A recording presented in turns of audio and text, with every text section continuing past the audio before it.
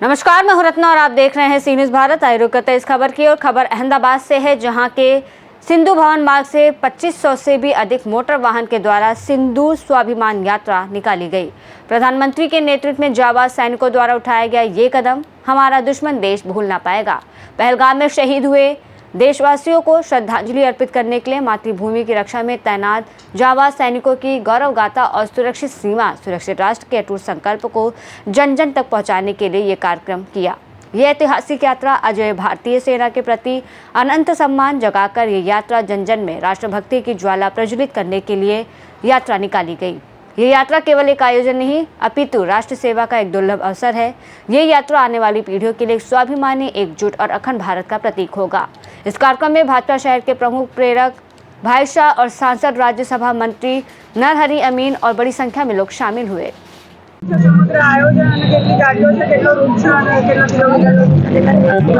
મારું નામ હાર્દિક સિંહ ડોડિયા છે। સિંદૂર સ્વાભિમાન યાત્રા નામની એક યાત્રા 15 દિવસ એટલે કે 15 ઓગસ્ટ થી 29 ઓગસ્ટ સુધી નડાબેટથી લઈ દાંડી સુધીની આ યાત્રા છે।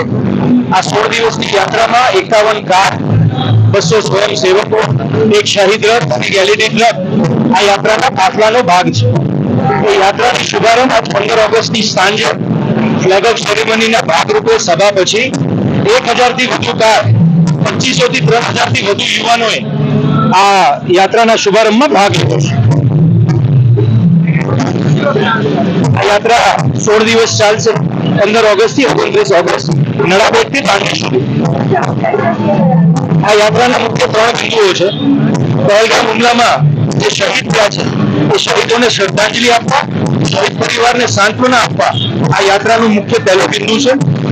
આપણા સર્વજનોની રક્ષા કરનાર સેનાને વંદન કરવા માટેનો બીજો મુદ્દો છે।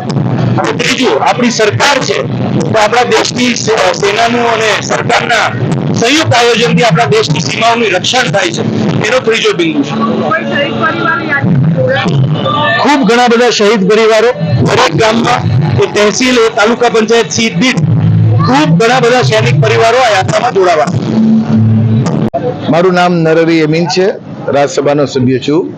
આજે અમદાવાદથી સિંદૂર સ્વાભિમાન યાત્રાની શરૂઆત હાર્દિકસિંહભાઈ ડોડિયા અને એમના મિત્રો દ્વારા કરવામાં આવી રહી છે। આજે પહેલા દિવસે 1000 ગાડીઓના કાફલા સાથે એ અહીંથી વૈષ્ણવદેવી જશે અને ત્યાંથી 51 ગાડીઓમાં 60 જેટલા જુદા જુદા ગામોમાં કચ્છથી માંડી, સૌરાષ્ટ્રથી માંડી અને છેલ્લે દાંડી ખાતે એની પૂર્ણાહુતિ થવાની છે।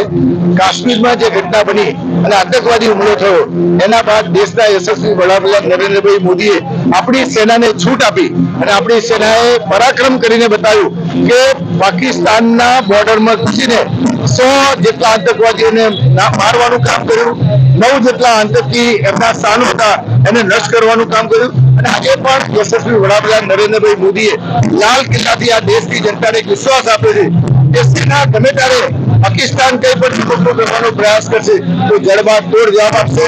હાર્દિકસિંહ ડોડિયાની આ થીમ કે સિંદૂર સ્વાભિમાન યાત્રાના માધ્યમથી સમગ્ર ગુજરાતના ગામે ગામ યુવાનોમાં એક સ્વાભિમાન ઊભું થાય, દેશના જ ઊભું થાય તો દેશને ધ્યાનમાં આ યાત્રાનું આયોજન કરવામાં આવ્યું છે અને આજે અહીંથી એની શરૂઆત થઈ રહી છે। अहमदाबाद से सी न्यूज़ संवाददाता योगेश गोस्वामी की रिपोर्ट। देखा जाए तो सिंदूर स्वाभिमान यात्रा ने राष्ट्र सेवा और देशभक्ति के अटूट संकल्प को और मजबूत किया है। फिलहाल इस रिपोर्ट में बस इतना ही। देश और दुनिया की तमाम बड़ी खबरों के लिए आप देखते रहिए सी न्यूज़ भारत।